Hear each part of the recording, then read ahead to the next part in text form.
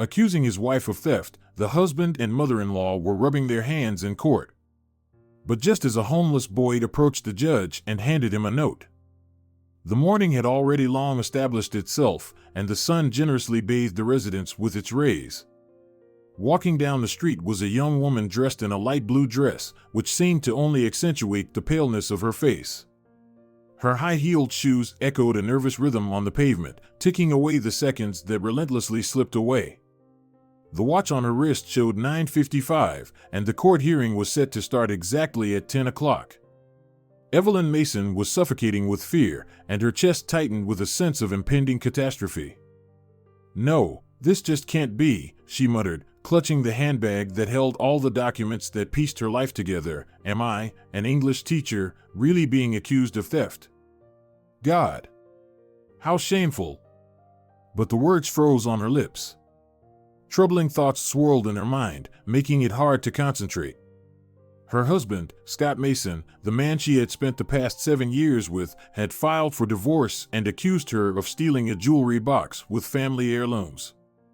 At that moment, her husband seemed like a stranger, even an enemy, and her mother-in-law, Margaret Gill, with her cold gaze and cruel words, had become the embodiment of deceit and mockery.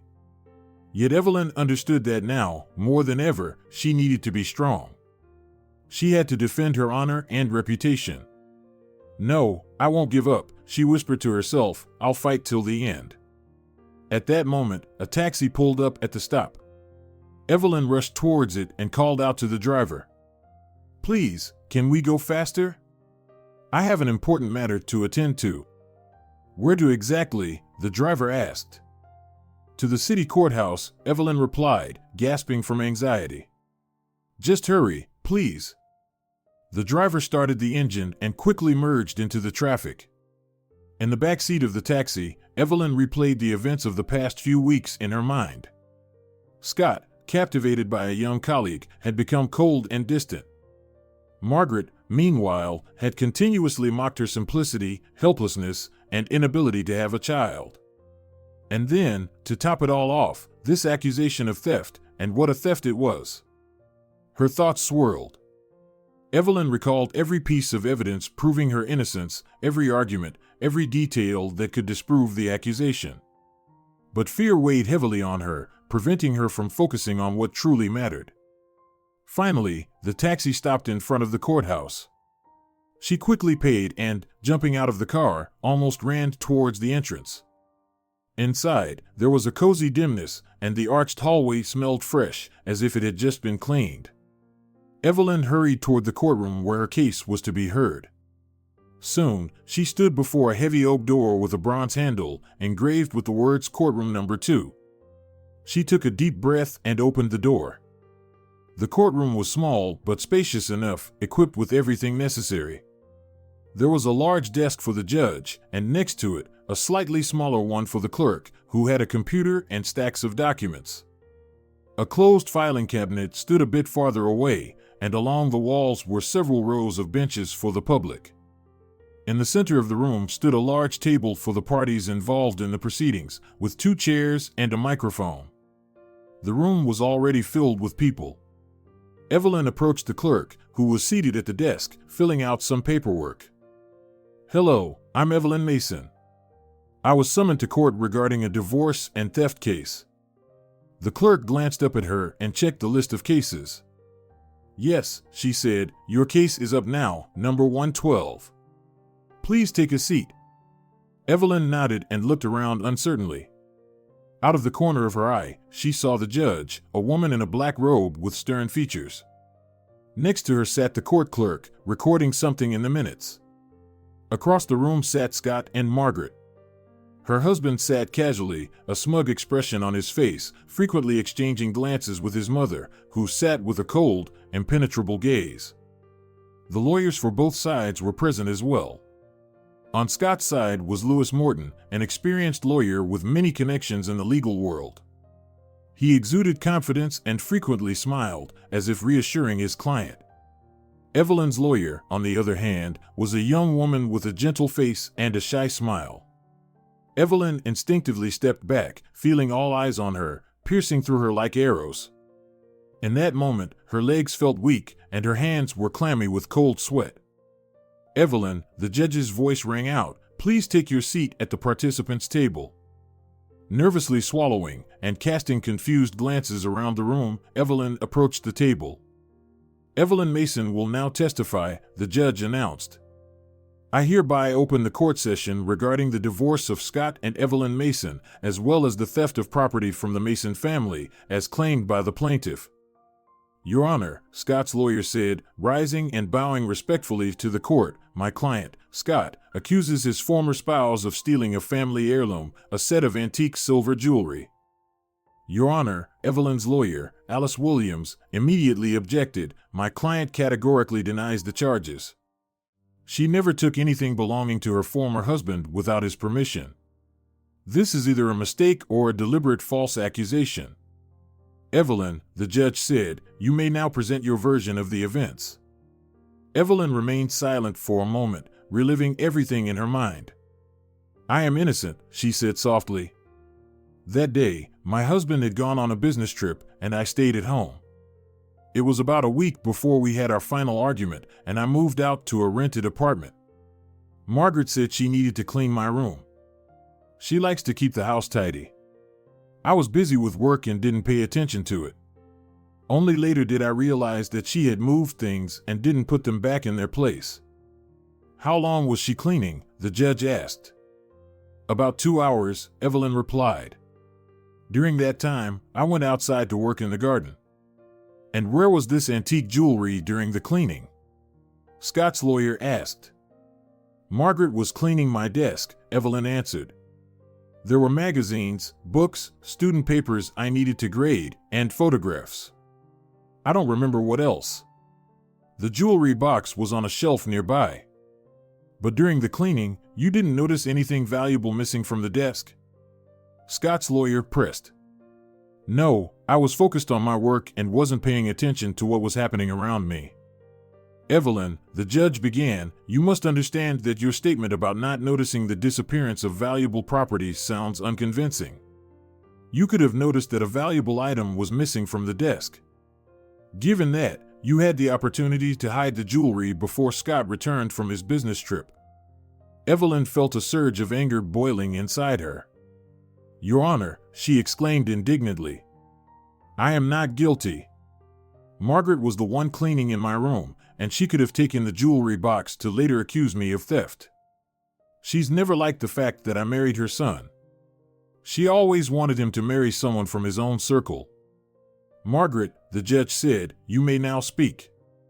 The mother-in-law stood up hesitantly and approached the microphone. "Your Honor," she began, "I didn't take the jewelry box. Yes, I went to Evelyn's room and helped clean, but I didn't take anything." "Your Honor," Lewis interrupted, "I would like to present evidence proving the defendant's guilt." Scott's lawyer took a photograph from his folder and handed it to the judge. "This photograph shows the stolen family heirloom, the jewelry box that was taken from my client. The family valuables were later found in Evelyn's apartment." "Where exactly were they found?" the judge asked. "In the bedroom closet, where Evelyn kept her belongings," the lawyer replied. Evelyn involuntarily flinched. She did, indeed, keep many photographs, books, and other things in her closet, but the jewelry box had never been there.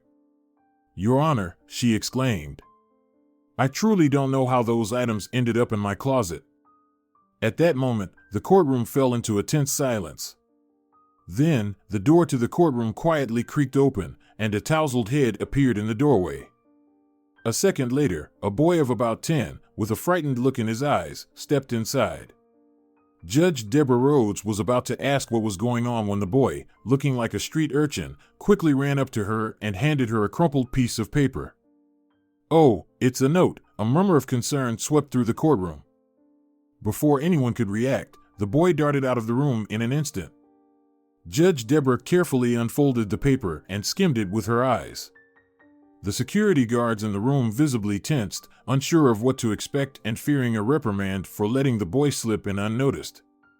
But the judge hesitated for a moment, as if contemplating what she had just read. Then, she spoke.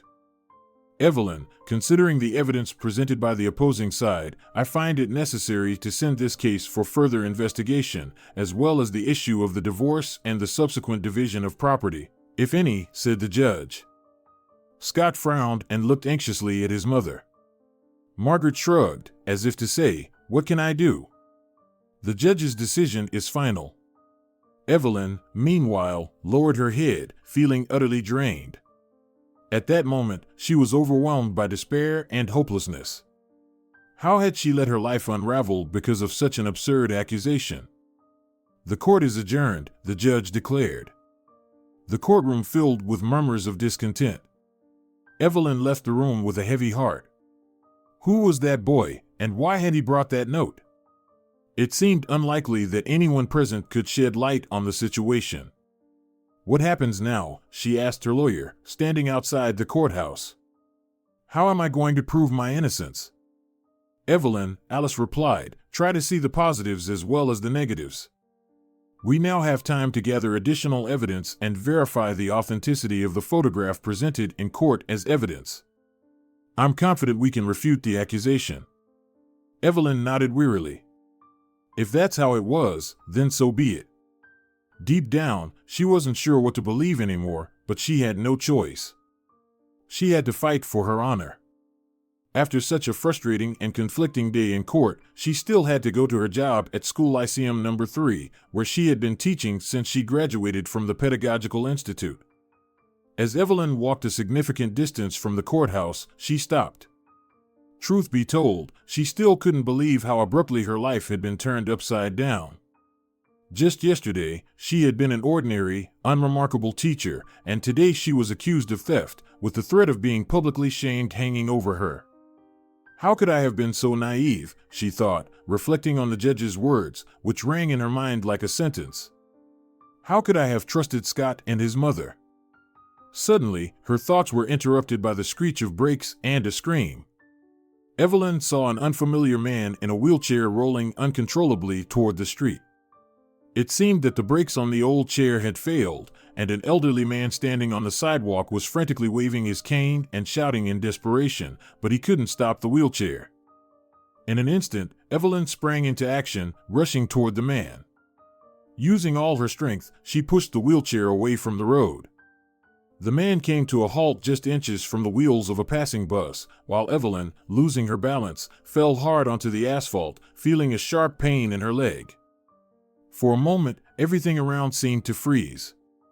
People on the street, drivers in their cars, even pedestrians on the sidewalk stood still, watching Evelyn and the man in the wheelchair, as if waiting for a miracle.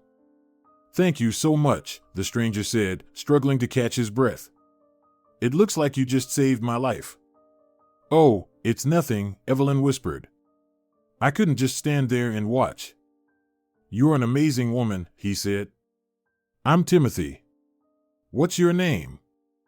"Evelyn," she replied, rubbing her bruised knee as she helped him move away from the edge of the road. "Evelyn, what a lovely name."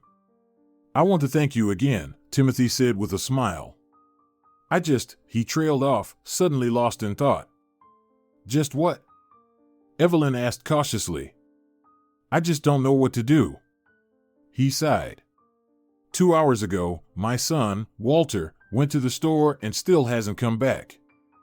I've called his phone, but he's not answering." "That's not good, but don't worry," Evelyn tried to comfort him. "Maybe he just got held up somewhere. Or maybe his phone's battery died. Kids can be so careless sometimes." "Yeah, maybe you're right," Timothy said, though still sounding worried. "But Walter is still young, only 10 years old. That's why I'm so concerned. And then there's his crazy idea. He wanted to start begging to save up for my surgery. I've tried to talk him out of it so many times, but he's so stubborn. Honestly, it's embarrassing for me. It's a wild idea, but Walter is just a kid. He's filled his head with all sorts of fantasies." "What about school? Is he skipping classes, or does he have the afternoon shift?" Evelyn asked, suddenly worried. Timothy looked down in embarrassment. "No, Walter isn't a truant," Timothy said, shaking his head. "He switched to remote learning for my sake, you know? But he's doing really well in school. I did well too, back in the day, but life turned out how it did. It was a stupid accident. I offered to cut down a tree for an elderly neighbor at her summer house. Karen Morgan. Her grandkids only care about the inheritance and can't wait to push her into a nursing home. I didn't even take any money from her, but I fell awkwardly. A branch broke off, terrible spot to work in. Compression fracture of the lumbar spine. It's not the end of the world, but it's rough. I'm on the waiting list for surgery.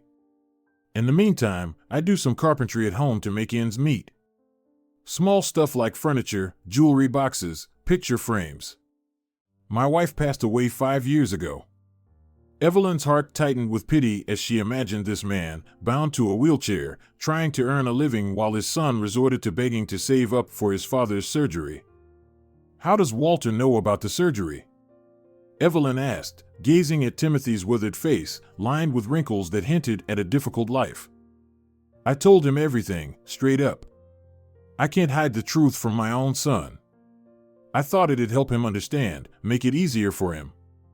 But now he's worried, trying to help me in his own way. Timothy's voice grew quieter, the optimism fading from his face, replaced by a deep sadness. You've got a wonderful son, Evelyn whispered, reaching out instinctively to place her hand on his, hoping to offer some comfort to the troubled father. They sat in the shade of a small poplar tree, watching the cars go by, each lost in their own thoughts.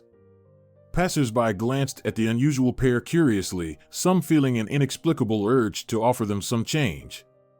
But then they hesitated, noting that the woman was well-dressed, and the man didn't appear homeless. Besides, there was no donation box in sight. Must be a mistake. At that moment, Timothy gently squeezed Evelyn's hand. She felt his fingers grasp hers, not letting go, as if clinging to the last thread of hope in this hopeless situation. I understand how hard it must be for you, Evelyn said softly, her heart aching with empathy. Don't lose hope. I can help. I know this neighborhood well. We can look for Walter together, check the nearby stores and playgrounds. Timothy looked at her with deep gratitude in his eyes. Thank you. But how do you know the neighborhood so well? Timothy asked, curious. I used to live around here, Evelyn responded with a hint of sadness. Before I got married.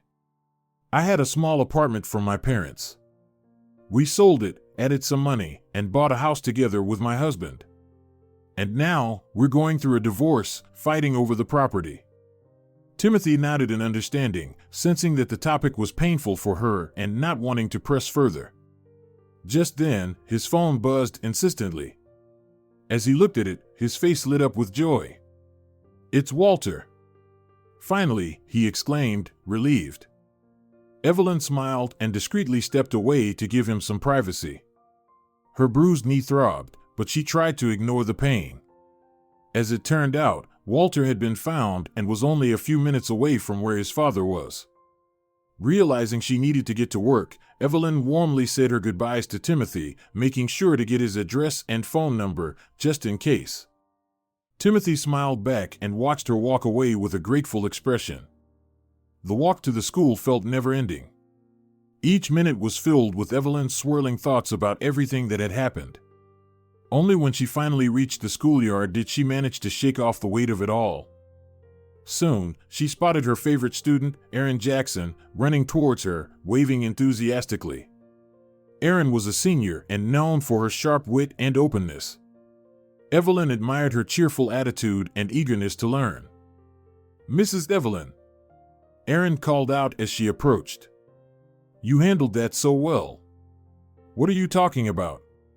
Evelyn asked, confused by the comment. Oh, I already know, Aaron replied with a grin. You might not realize it yet, but everyone at school is talking about what happened with the theft. They say you were in a tough spot in court, but you didn't give up and stood your ground. And also, Aaron hesitated for a moment, unsure if she should continue. And also what? Evelyn asked with a touch of irony, noticing Aaron's hesitation. Well, everyone at school is supporting you and wishing you luck in court, Aaron smiled brightly. We even had a petition going around. Evelyn was stunned. She had assumed that everyone believed she was guilty and had turned against her, but now she realized things were quite the opposite. "It's so strange that you know about the trial," Evelyn said softly. "I thought no one knew." "How come?"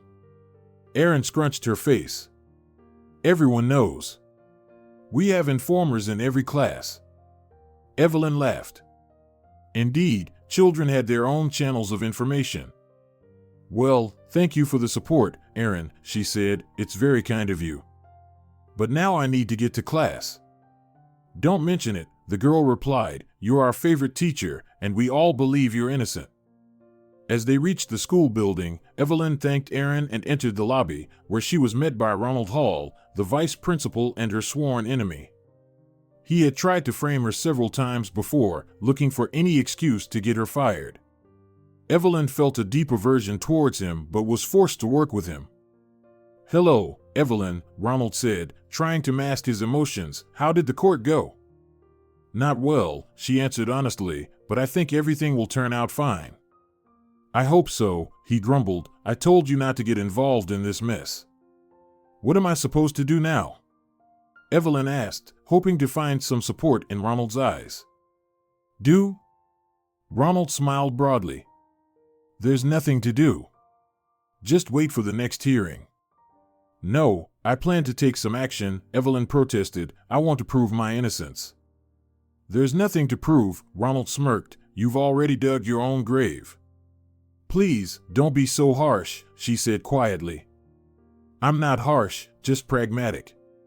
And pragmatists know that only the strongest survive in this world." At that moment, the school principal, Matthew Adams, approached and greeted them. He had always been honest and fair, and Evelyn genuinely respected him.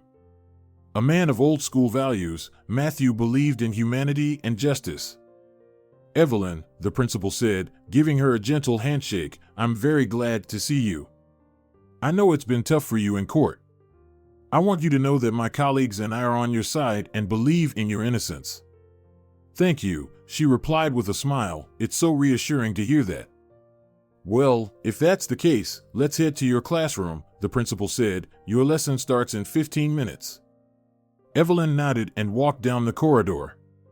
Her classroom was small and cozy, with a small desk cluttered with books and notebooks. Photos of her top students adorned the walls, and her favorite plants sat on a shelf. Evelyn placed her bag on the desk, spread out the textbooks, and tried to collect her thoughts. But she struggled to focus. Her mind was preoccupied with thoughts of the trial and how to prove her innocence. Unintentionally, she saw her life unfolding before her like a movie, searching for any mistakes or small details that could disprove the accusations. 15 minutes until class. Was that a lot or a little? When you're engaged in something interesting, time flies by, but when you're waiting for something, it feels like an eternity. Her mind drifted back to childhood memories, like scenes from a black and white film. A wooden school desk, her mother's warm hand packing ham sandwiches and tea into her backpack. Evelyn saw herself as a little girl running through the schoolyard during recess, laughing with friends. Back then, there was no hint of what the future held for her. The memories shifted to a cozy dorm room in her teaching university. The spacious room was filled with sunlight filtering through thin curtains. She and her friend, classmate Nancy, sat at a large table covered with notes and textbooks. The aroma of coffee brewed on an old electric stove filled the air. Nancy dreamed of becoming an elementary school teacher, while Evelyn aspired to teach English and literature. "Do you think, Nancy, that being a teacher is a calling?" Evelyn asked, gazing thoughtfully out the window. Nancy set aside her notes and looked at her friend thoughtfully. "You know, Evelyn, I think being a teacher is more than just a profession, it's a mission. You pass on your knowledge and experience to a new generation, investing a piece of yourself in each student, shaping their character, influencing their future." "Yes, you're right," Evelyn agreed. "I've always dreamed of being a teacher. I loved reading and writing essays since I was a child. I had such a passion for knowledge. I wanted to share it with children, help them grow." With each passing minute, the memories grew more vivid and detailed. Suddenly, Evelyn saw her mother with clear clarity, caring, kind, working as a nurse in a hospital. Her late father, Robert Peterson, had worked as an engineer at a steel mill. He was a strong, responsible man. Evelyn remembered photos of him in his work overalls, with calloused hands that always smelled of metal and something else unfamiliar to her as a little girl. "Mom, was Dad strong?" Evelyn once asked, examining a black and white photo where her father, tall and fit, stood next to her mother. Her mother looked at the photo, tears welling up in her eyes. She stroked her daughter's head, her voice trembling with sorrow. "Yes, sweetheart, Dad was very strong. He was a real man, always ready to help." "Then why did he?" Evelyn's voice faltered. "He saved people," her mother replied. "There was a fire at the factory. Dad was there and helped his colleagues escape from the burning workshop. He personally saved several people, but her mother's voice trailed off, her eyes filled with tears. She held Evelyn tightly. "Dad died under a collapsing beam. He was a hero." Evelyn felt that her mother never fully came to terms with her father's death. She carried his photograph with her and sometimes, in the evenings when Evelyn was asleep, would sit for a long time looking at it, lost in sad thoughts. As a small child, Evelyn couldn't grasp the gravity of the situation, couldn't fully understand the magnitude of the loss, but as she grew older, she increasingly wanted to learn about her father. She remembered her mother's stories about his kindness, bravery, problem-solving skills, and, of course, his love for his family. Evelyn often wondered what her father would have been like if he were still alive. She frequently imagined him being proud of her achievements and delighted by her successes. Like any child in such a situation, Evelyn deeply missed the attention and support of her father. She would have loved to know him better, but there was no opportunity. All that remained were her father's photographs, her mother's stories, and the warm feeling of love he left in her heart. Years later, when Evelyn was already working as an English and literature teacher, she often shared her memories of her father with her students. She talked about his unparalleled bravery, his love for people, and how he sacrificed his life to save workers from the burning workshop. Her students always listened attentively, and Evelyn could see respect and admiration in their eyes. Even during her school years, Evelyn had understood that her father was a hero, not just because he died in a fire, but because he saved lives. Since then, a single thought had lodged itself in her mind, like a splinter and the most precious gift in her life simultaneously. Evelyn was not only her father's daughter, but also his heir, and that meant she had to be strong, compassionate, and do good deeds. This was followed by a memory of a student camping trip organized in the final year of university. Along with her classmates, a lively group from the education and economics faculties, they had ventured into picturesque surroundings where a stream meandered like a ribbon through lush meadows. The glade, covered in rich green, became a temporary haven for the group of students. From there was a breathtaking view of the river, and the air was filled with the scents of the forest and blooming herbs. Soon, a campfire was lit, and the crackling branches created an atmosphere of cozy warmth. "Let's go into the forest with Scott and pick some mushrooms," suggested Daniel Lewis, a tall and skinny guy with tousled dark hair, always ready for adventure. "We could make mushroom stew or soup, just like Mom used to make." "Don't get lost in the woods," teased Nancy, a round-faced girl with cheerful eyes and lively red curls. "It's such a wilderness here, it's easy to get lost." "Don't worry, Nancy, I'll take a compass with me if needed." Daniel replied with irony, already leaving the clearing and waving towards the dense forest. Evelyn stood next to Nancy, thoughtfully watching the departing boys.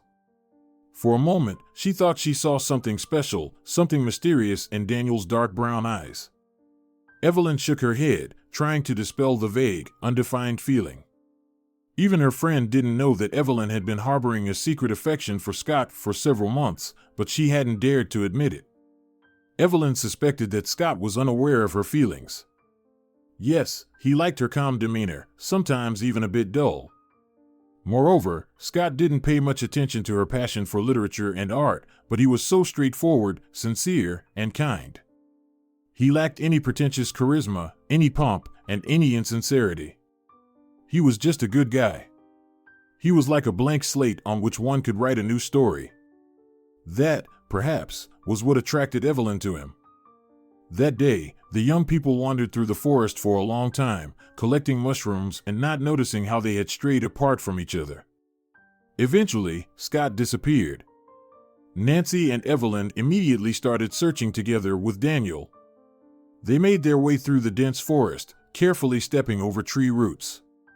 Evelyn kept a vigilant eye, trying not to miss anything suspicious. "Nancy, please take a look over there." Evelyn pointed to a small clearing overgrown with tall grass. "Maybe he's there." Nancy followed her direction and shook her head, indicating that she didn't see anything. Evelyn was in despair. She couldn't believe that Scott could have gotten into trouble so easily. "All right then," she took a deep breath, "I'll go further." Turning, she headed deeper into the forest. Daniel stayed with Nancy, who had injured her leg and could barely move. Evelyn walked for a while and suddenly heard a faint sound, like someone calling for help.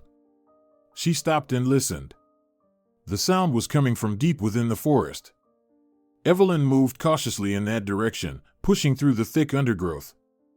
Finally, she saw a marshy area covered in moss and reeds. A few meters away, she spotted a figure. "Scott!" Evelyn called out. "Help!" The boy groaned. There was pain in his voice. Evelyn quickly looked around, trying to find something to help him out of the marsh. "Scott, don't worry," she shouted, trying to reassure him. "I'll figure something out." She spotted a small tree branch lying near the edge of the dry land and carefully lifted it, directing it towards Scott. "Scott, hold on." The first attempt was unsuccessful, the second was even worse. Despair gripped Evelyn, compounded by the trembling in her hands. On the third try, Scott managed to grab hold of the branch firmly. "Pull me up," he shouted, trying to get out of the marsh. Evelyn struggled to pull the branch towards herself. The marsh was thick and heavy, and the efforts of the fragile girl seemed almost futile. "I can't do it," she cried out in despair. "Don't leave me," Scott pleaded desperately. Sweat mixed with tears streamed down Evelyn's face. It's easy to say "don't leave me." That day, she did something incredible, surpassing herself. It took at least half an hour before Scott finally managed to get out of the marsh. He was soaked through and shivering like a leaf from the cold. "Are you all right, Scott?" Evelyn asked, rushing to him. "I think so," he replied, freezing from the cold. "I thought I wasn't going to make it." Evelyn hugged him, trying to warm him with her embrace. "Thank you, Evelyn." Scott hugged her tightly in return. "I owe you my life." She looked at him, tears welling up in her eyes. "You know, I've always liked you," Evelyn whispered. Scott looked at his rescuer with surprise. At that moment, Daniel and Nancy emerged from the clearing. "Scott!" Nancy shouted, rushing to him. "Are you alive?" "Yes, I'm alive. What could happen to me?" He replied with a smile. "Evelyn helped me." Daniel and Nancy breathed a sigh of relief. "Well, we missed out on mushroom soup and won't be catching any fish for stew now." Scott and Evelyn exchanged shy smiles, realizing for the first time that their shared story, which had just begun, was all that mattered. In that forest, on that student trip, they had found each other. After sitting together for a while, the young couple held hands and walked through the forest with their friends. The smiles on Scott and Evelyn's faces spoke more than words ever could about their happiness. 7 months later, they were married. The wedding was simple. Evelyn wore a white satin dress, Scott a light suit, with a few guests, a cozy little restaurant, and a modest bouquet of delicate daisies that the groom presented to her amidst the lively music of the orchestra. "You look the most beautiful today," Scott whispered, gazing at his wife. "And you are my favorite," she replied, with tears of happiness shining in her eyes. They danced, holding hands, feeling like the happiest people in the world. At that moment, Scott and Evelyn were certain that their love was eternal. The groom's mother, Margaret, stood out from the rest of the guests in her velvet dress with a deep neckline. Everyone noticed her striking appearance, especially how proudly she wore her jewelry, pearl necklaces, and lily-shaped earrings. Margaret had always enjoyed attention and knew how to attract it. On this day, she seemed to glow with happiness, appearing even more pleased for her son than he was himself. Immediately following the wedding came the honeymoon, filled with romance and tenderness. They strolled through the park, went to the movies, dined in cozy cafes, and simply enjoyed each other's company. For Evelyn and Scott, life seemed like a fairy tale, free of problems and marital difficulties. Unfortunately, Evelyn's late mother could no longer share in their joy, having passed away 3 years prior. Although Evelyn still had her parents' apartment, her mother-in-law insisted that the newlyweds sell it and buy a house together. Evelyn was genuinely saddened by the prospect of parting with the small apartment located in the heart of the city. But Margaret was used to getting her way and always pressed for what she wanted. If Evelyn had known what lay ahead, she would never have agreed to this plan.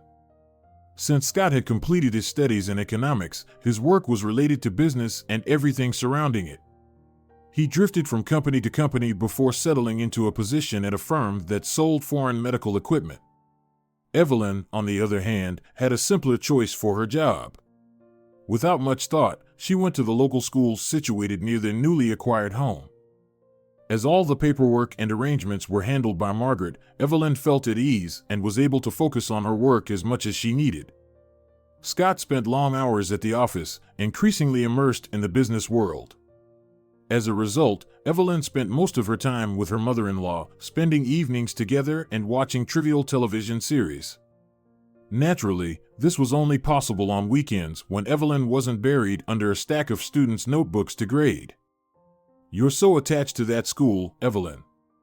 Mark my words, it's not going to bring you anything good," Margaret said disdainfully, hinting that her daughter-in-law should abandon teaching and turn to business, like her son. "Margaret, I didn't spend all those years studying education just to give it up. I love working with children, I enjoy imparting knowledge to them," Evelyn said, struggling to keep her emotions in check. But convincing her mother-in-law was impossible. Margaret was used to being in control and rarely made concessions. As a woman who was uncompromising, she had divorced her husband 15 years ago, leaving Scott without a father. It wasn't that Margaret's husband was particularly bad, rather, the problem lay in her need to dominate everyone around her. Initially, Evelyn endured her mother-in-law's outbursts, trying not to let the criticism get to her. If she didn't clean the floors or dishes properly one day, ruined a favorite tablecloth the next, or even raised suspicions about her marital fidelity a few days later, Margaret always found something to complain about. Even if Evelyn did everything right, there would still be a speck in Margaret's eye to criticize. Evelyn endured this for a long time until she finally risked complaining to her husband. Unfortunately, that was her mistake. Scott not only didn't reprimand his mother, but also supported her, believing she was right. "You have to understand, Mom raised me on her own, so I owe her everything I have. If I had stayed with my father, I'd probably be working as a factory laborer now, breaking my back for some boss." The mention of the factory pierced Evelyn's heart. Her father had died at the factory, and his early departure left an unhealable, aching wound in her mother's heart. Time passed, and the relationship between Evelyn and her mother-in-law grew worse every day. Evelyn knew that millions of women around the world faced similar issues with their mothers-in-law, but knowing this didn't make her life any easier. About 3 years into the marriage, Margaret began to press on a painful topic, claiming that Evelyn was infertile and unable to give her a desired heir. For Evelyn, this was a blow. Margaret knew full well that she and Scott had been doing everything possible to achieve a pregnancy. Yet doctors kept shrugging their shoulders, citing one problem or another each time. The young couple underwent numerous tests and analyses, but all in vain. According to the doctors, Evelyn was not infertile. Some medical experts even suggested that the couple might simply be incompatible, a rare occurrence but not impossible. By then, Scott was heavily influenced by his mother and was unwilling to listen to anyone whose opinion contradicted Margaret's. Evelyn, on the other hand, tried to find solace in her work, which had become her only beacon of hope. Sometimes she would agree to lead after-school programs just to spend less time at home, where her mother-in-law awaited with her constant criticisms and reproaches.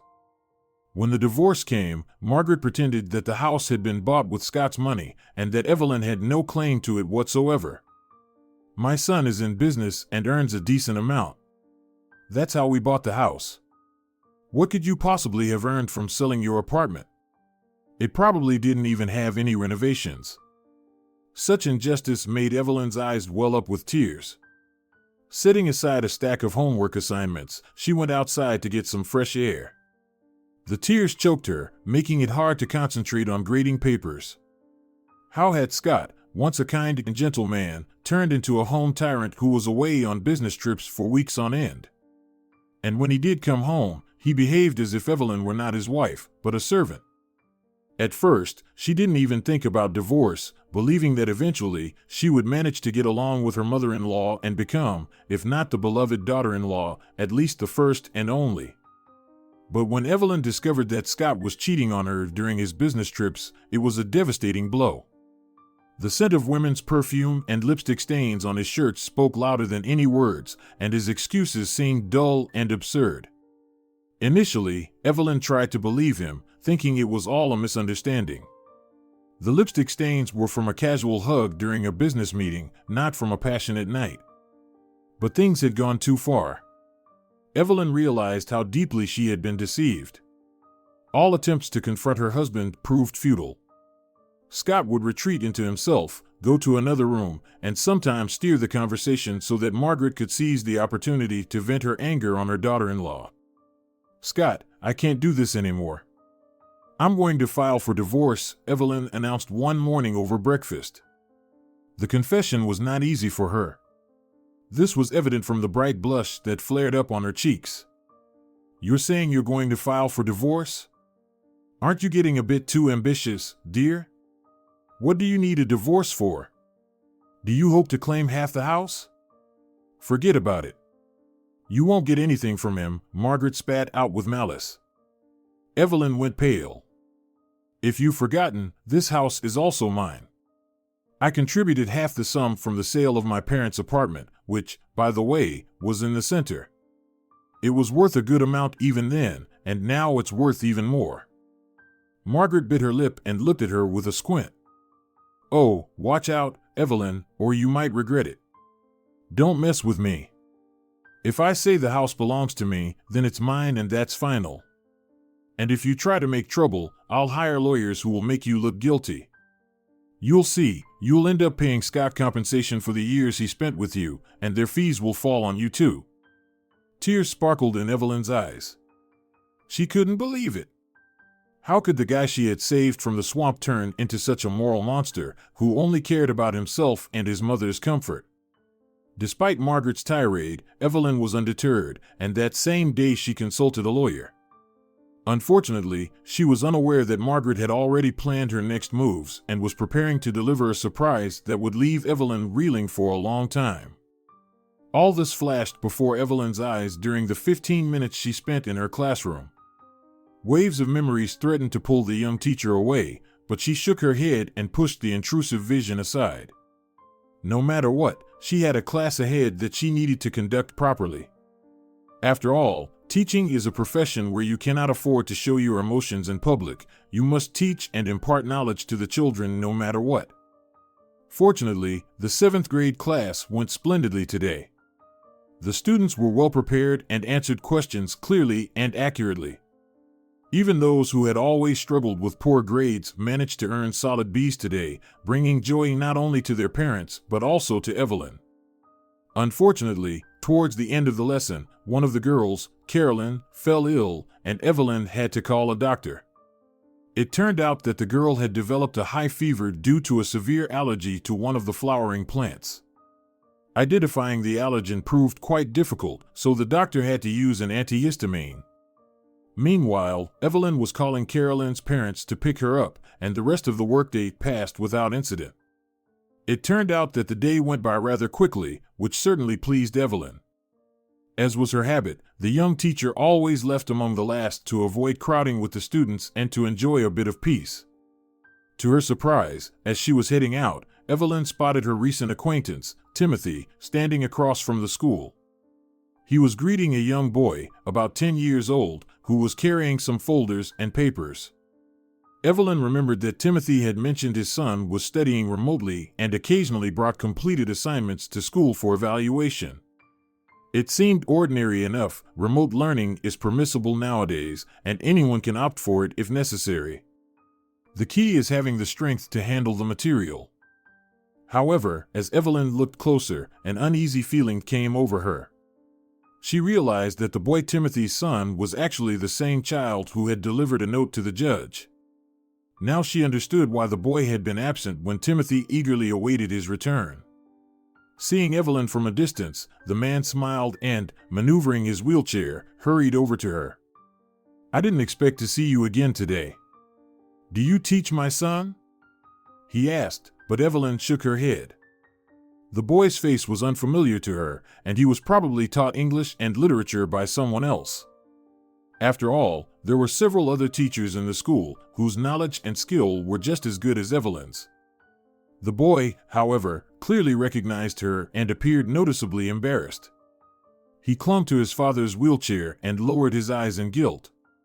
Evelyn smiled and then asked, "Well, are you going to tell me yourself, or should I disappoint your father?" Timothy visibly tensed and looked anxiously at his son. Walter shook his head. "Don't upset him, I'll tell you everything. I was the one who brought the note to the judge today to prove your innocence. A few days ago, your husband, Scott, asked me to sneak into your house through a window and hide a box in the closet. I didn't know what was in the box. But this man promised me good money and help with my dad's surgery. At first, I thought it was a prank, but I did what he asked. Your apartment is on the ground floor, so I quietly opened the window and climbed in. It took no more than 5 minutes." The confession left Evelyn in shock. At that moment, she realized what had really happened.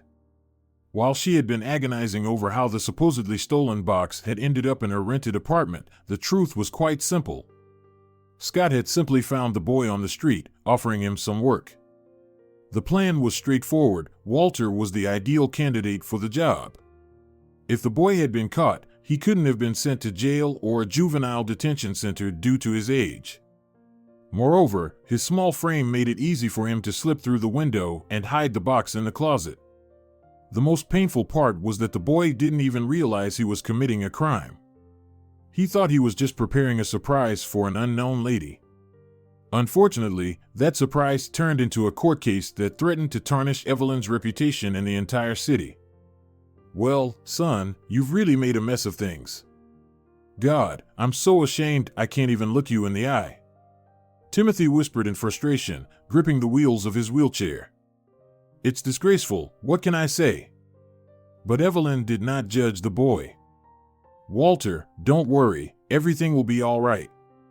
If I had recognized you in court, things might have turned out very differently. And since you mostly study at home, I probably didn't notice your face. What should we do now?" the boy asked shyly, struggling to hold back tears. "I don't want to go to jail." Evelyn smiled reassuringly. "I think the best thing to do now is to go to the police and tell them everything as it is." "And what did you write in that note?"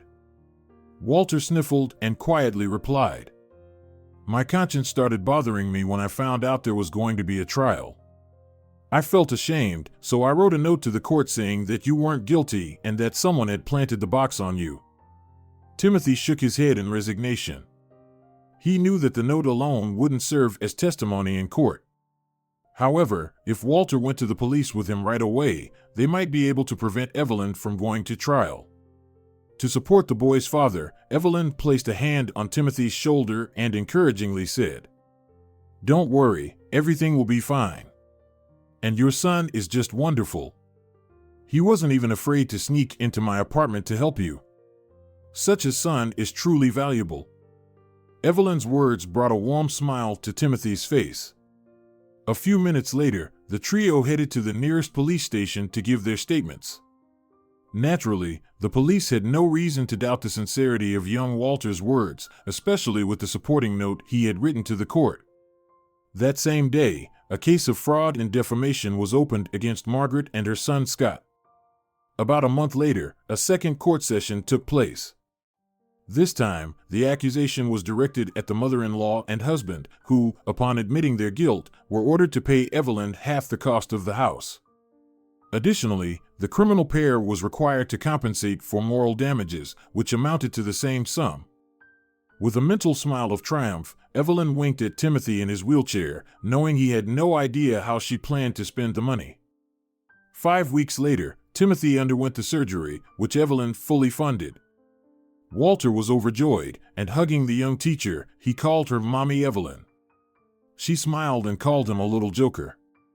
As it's often said, there's a grain of truth in every joke. That truth became clear 6 months later, when Timothy and Evelyn joined their lives together in a touching ceremony. Walter was especially happy, as his friends envied him, knowing he now had a school teacher for a mother. And the family was expecting a new addition. If you enjoyed the story, please support it with a like and a comment. All the best to you.